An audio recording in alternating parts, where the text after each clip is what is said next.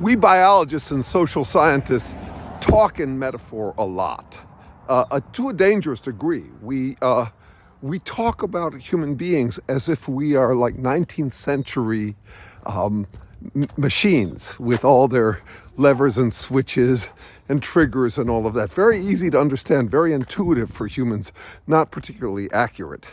So how do you come up with metaphors that are more accurate? Well, you understand what's going on with us physically, what we physically have to do in order to stay alive. And here's a metaphor I find actually realistic, not just heuristic, not just an intuition pump, but grounded in the physical reality of what we are.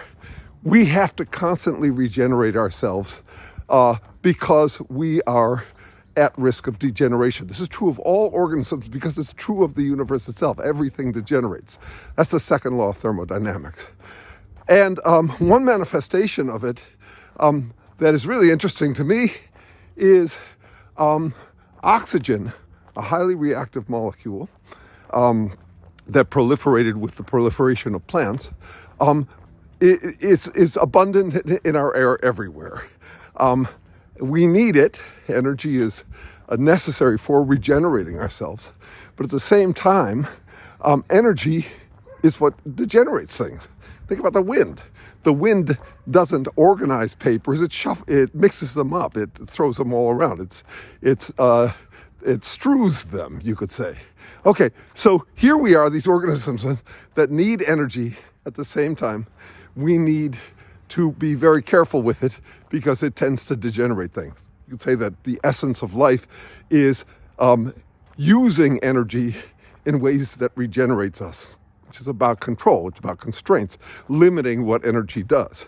Okay, so, and all of this is, by the way, going to get to something very visceral, very understandable in terms of our human experience.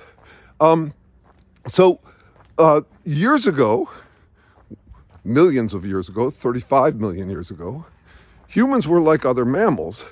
We had a capacity to generate vitamin C, which protects us against rusting, against oxidation, against the degeneration that oxygen can cause for us. We produced our own the way that a cat produces its own, the way that most mammals do. Guinea pigs and primates are the ones that don't. So what happened to us? We, 35 million years ago, find ourselves up in trees where there's an abundance of fruit, which is full of vitamin C. Birds rely on that vitamin C as a way of protecting against their own degeneration. And also, it's a mutual or symbiotic relationship because the trees benefit from the fruit being eaten by the birds. Okay, now suddenly we have this external source of vitamin C, and we lose our capacity to produce our own vitamin C.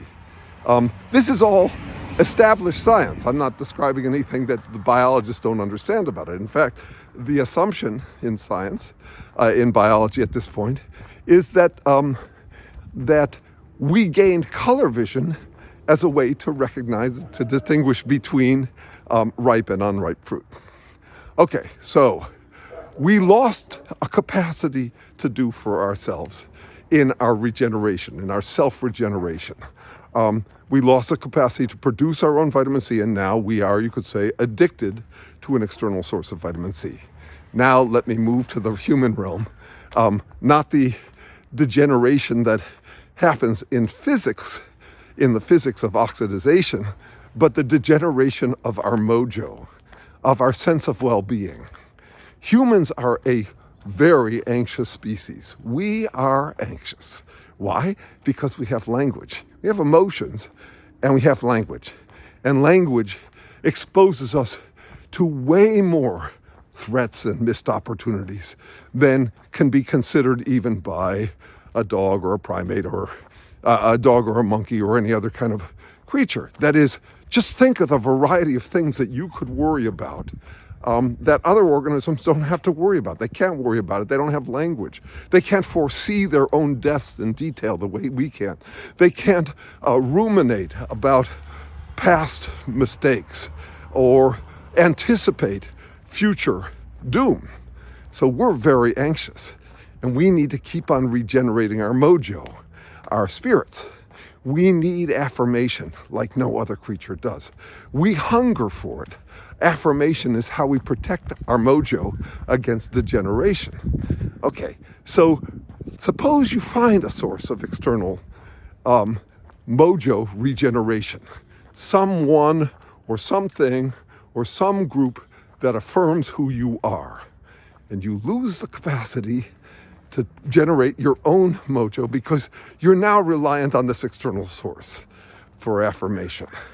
And so you would notice, you would get the psychological equivalent of scurvy if you lost that external source. Because to some extent, you have downgraded your own capacity to be self-affirming. And I think this is true of all of us.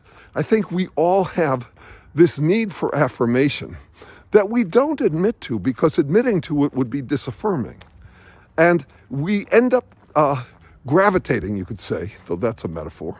You end up drawn to, we end up attracted to some external source of affirmation, a partner, a cult even, an ideology, a religion, something that you associate with being a good guy, being a good person. And when you lose it, you end up jonesing. So I'm drawing a parallel between scurvy and, let's say, the loss of a partner. Now, to me, that feels like a realistic metaphor because it's dealing with the fundamental that we tend to ignore when we think of ourselves as 19th century machines. We are degenerating all the time. You have to generate 330 billion new cells every day just to be able to keep up, and then some, because you always need replacement. You need more than enough. And likewise, I think humans need more than a feeling like they're okay. They have to have a margin of mojo and a little bit extra. And the more anxious we are, the more extra we want. That is, the highly anxious people don't dream of being okay, they dream of being enlightened. So those are just some thoughts on how to use metaphors right, keeping in mind that we are not machines. We are constantly regenerating ourselves.